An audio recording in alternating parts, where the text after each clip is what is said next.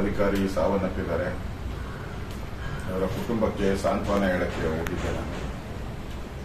ಆ ಸಂದರ್ಭದಲ್ಲಿ ಆ ತಾಯಿ, ಆ ಹೆಣ್ಣುಮಗಳು ತನ್ನ ಪತಿಯನ್ನ ಕಳ್ಕೊಂಡು ಕಣ್ಣೀರಿಡ್ತಾ ಇರತಕ್ಕಂಥ ಹೃದಯ ವಿದ್ರಾಯಕವಾದಂತಹ ದೃಶ್ಯಗಳನ್ನು ನಾನು ನೋಡಿದ್ದೇನೆ. ಅವರ ಬೇಡಿಕೆ ಒಂದೇ, ನಮ್ಮ ಪತಿಯವರ ಸಾವು ಅನ್ಯಾಯ. ಮಾಡದೇ ಇರೋ ತಪ್ಪಿಗೆ ನಮ್ಮ ಪತಿಯವರು ತಮ್ಮ ಜೀವವನ್ನು ಕಳ್ಕೊಂಡಿದ್ದಾರೆ. ನಾವು ಸಾರ್ವಜನಿಕರ ಮುಂದೆ ಒಂದು ಅಪರಾಧಿ ಸ್ಥಾನದಲ್ಲಿ ನಿಂತ್ಕೊಳ್ಳುವಂತ ಪರಿಸ್ಥಿತಿಗೆ ರಾಜ್ಯ ಸರ್ಕಾರ ನಮ್ಮನ್ನ ದೂಡಿದೆ. ಕೋವಿಡ್ ಬಂದಂತ ಸಂದರ್ಭದಲ್ಲಿ ಸುಮಾರು 2-3 ತಿಂಗಳ ಕಾಲ ಐಸಿಯುನಲ್ಲಿ ಇದ್ದಾಗ ಸುಮಾರು 30 ಲಕ್ಷಕ್ಕೂ ಹೆಚ್ಚು ಸಾಲ ಮಾಡಿದ್ದೀವಿ. ನಾವು ದುಡ್ಡು ಹೊಡೆಯೋದೇ ಆಗಿದ್ರೆ 2 ವರ್ಷ ಬೇಕಾಗಿತ್ತ ನಮಗೆ ಆ ಸಾಲ ತೀರ್ಸಕ್ಕೆ. ಇದುವರೆಗೂ ನಮ್ಮ ಕೈ ಸಾಲ ತೀರ್ಸಕ್ಕಾಗಿಲ್ಲ. ಆ ಸಾಲ ತೀರ್ಸಕ್ಕೋಸ್ಕರ ನಮ್ಮ ಮಕ್ಕಳು ಕೂಡ ಇವತ್ತು ಕ್ಯಾಶುಯಲ್ ಆಗಿ ಕೆಲಸ ಮಾಡುವಂತ ಪರಿಸ್ಥಿತಿಗೆ ಬಂದಿದ್ದಿಲ್ಲ. ಹಿಂದೆ ಅವರು ಕೆಲಸ ಮಾಡ್ತಾ ಇದ್ದಂತ ಭದ್ರಾವತಿಯ ಒಂದು ಕಾರ್ಖಾನೆಯಲ್ಲಿ ಅವರಿಗೆ ಬೆಸ್ಟ್ ಅವಾರ್ಡ್ ಬಂದಿದೆ ಅಕೌಂಟ್ಸ್ ಅಲ್ಲಿ. ಅದೇ ರೀತಿ ಹೈಕೋರ್ಟಿನ ನಾಗಮೋಹನ್ ದಾಸ್ ಅವರು ಕೂಡ ನಿಷ್ಠಾವಂತ ಅಧಿಕಾರಿ ಅಂತೇಳಿ ಅವಾರ್ಡ್ ಕೊಟ್ಟಿದ್ದಾರೆ. ಅವರು ಕೂಡ ಅವಾರ್ಡ್ ಕೊಟ್ಟಿದ್ದಾರೆ. ಇಷ್ಟೆಲ್ಲ ಇದ್ರೂ ಕೂಡ ಸರ್ಕಾರ ಇನ್ನೂ ಮೀನಾ ವೇಷ. ಎಲ್ಲಿ 1 ವರ್ಷದ ಸಾಧನೆ 180 ಕೋಟಿ ಹಣ, ದಲಿತರ ಹಣ ಗುಳುಂ ಅಂತ ಹೇಳಿ ಮಾಧ್ಯಮದಲ್ಲಿ ಜನಗಳ ಮುಂದೆ ಬರುತ್ತೋ ಅಂತ ಭಯದಿಂದ ರಾಜೀನಾಮೆಯನ್ನ ತೆಗೆದುಕೊಳ್ಳಕ್ಕೆ ಹಿಂದೇಟನ್ನ ಹಾಕ್ತಾರೆ. ಇದೊಂದು ಸಣ್ಣ ಇನ್ಸಿಡೆಂಟ್ ಅಲ್ಲ, ಬ್ರಹ್ಮಾಂಡವಾದಂತ ಒಂದು ಲೂಟಿಯ ಹಗರಣ. ಈ ದುಡ್ಡು ಮುಖ್ಯಮಂತ್ರಿ, ಫೈನಾನ್ಸ್ ಮಿನಿಸ್ಟರ್, ರಾಜ್ಯದ ಸಿದ್ದರಾಮಯ್ಯನವರು ಫೈನಾನ್ಸ್ ಮಿನಿಸ್ಟರ್, 187 ಕೋಟಿ ಅವ್ಯವಹಾರ ಆಗಬೇಕಾದ್ರೆ ಫೈನಾನ್ಸ್ ಡಿಪಾರ್ಟ್ಮೆಂಟ್ ಏನು ಬದುಕಿದೆಯಾ ಸತ್ತಿದೆಯಾ? ಅವ್ರಿಗೆ ಗೊತ್ತಾಗಬೇಕಲ್ಲ. ಇದು ಬ್ಯಾಂಕ್ ಟ್ರಾನ್ಸಾಕ್ಷನ್ಸ್ ಎಲ್ಲ ಅಧಿಕಾರಿಯ ಮೇಲೆ ಹಿಡಿತನ ಇಲ್ವಾಗಾರೆ, ಅಧಿಕಾರಿಗಳ ಮೇಲೆ ಹಿಡಿತನ ಇಲ್ಲ.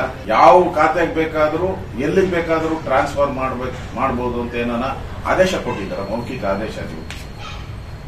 ಇಷ್ಟು ಸಿದ್ದರಾಮಯ್ಯನವರು ಫೈನಾನ್ಸ್ ಮಿನಿಸ್ಟರ್ ಆಗಿ ಅವರ ಅಡಿಯಲ್ಲಿ ನಡೆದಿರುವಂತದ್ದು. ಅದರಿಂದ ಇದು ನನಗನ್ಸ್ತತೆ ಸೋನಿಯಾ ಗಾಂಧಿ ಅವರು, ರಾಹುಲ್ ಗಾಂಧಿ ಅವರಿಗೂ ಈ ಹಣದ ಹೋಗಿದೆ ಅಂತ ನೇರ ನಾವು ಆಪಾದನೆಯನ್ನ ಮಾಡ್ತಾ ಇದ್ದೀವಿ. ಇಲ್ಲಾಂದ್ರೆ ಇಷ್ಟೊಂದು ಕೋಟಿ ಹಗರಣ ಹೆಂಗಾಗ್ತಾ ಇದೆ? ಯಾಕೆ ಕರ್ನಾಟಕದಲ್ಲಿ ಯಾವುದು ಬ್ಯಾಂಕ್ ಇರಲಿಲ್ವಾ ಟ್ರಾನ್ಸ್ಫರ್ ಮಾಡಕ್ಕೆ?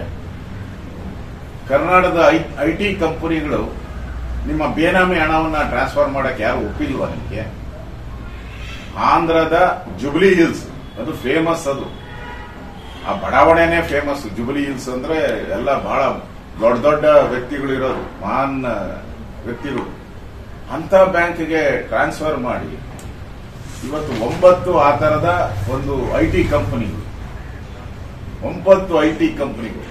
ಅಲ್ಲರಿ, ದಲಿತ ಹಣನ ಐಟಿ ಕಂಪನಿಗಳಿಗೆ ಹೆಂಗ್ ಟ್ರಾನ್ಸ್ಫರ್ ಆಗ್ತದೆ? ಓಕೆ, ಆಯ್ತು, ನೀವೇನೋ ಟ್ರಾನ್ಸ್ಫರ್ ಮಾಡಿದ್ದೀರಾ ಅಂತ.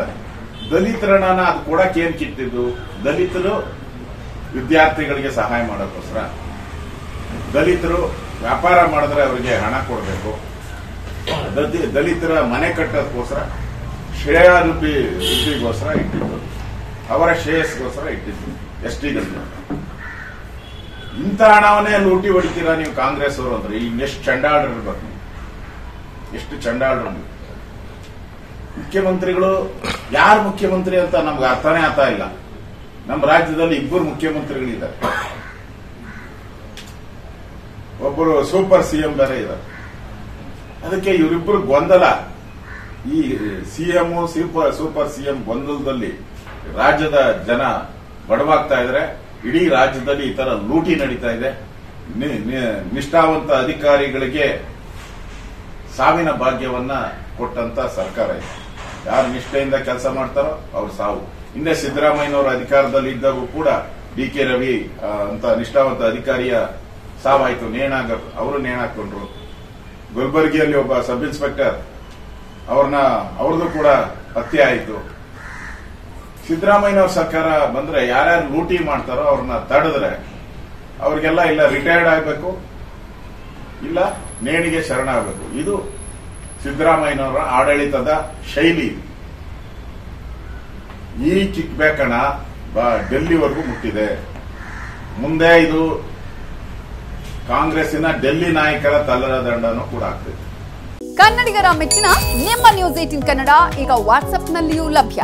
ಕರ್ನಾಟಕ ಮತ್ತು ದೇಶ ವಿದೇಶದ 360 ಡಿಗ್ರಿ ಸುದ್ದಿ ವಿವರವನ್ನ ನೀವು ನಿಮ್ಮ ಕೈ ಬೆರಳುಗಳಲ್ಲಿಯೇ ಪಡೆಯೋದಿಕ್ಕೆ ಈ QR ಕೋಡ್ ಅನ್ನ ಸ್ಕ್ಯಾನ್ ಮಾಡಿ. ನಮ್ಮ ಚಾನೆಲ್ ಅನ್ನ ಫಾಲೋ ಮಾಡಿ, ನೋಟಿಫಿಕೇಶನ್ ಆನ್ ಮಾಡಿ.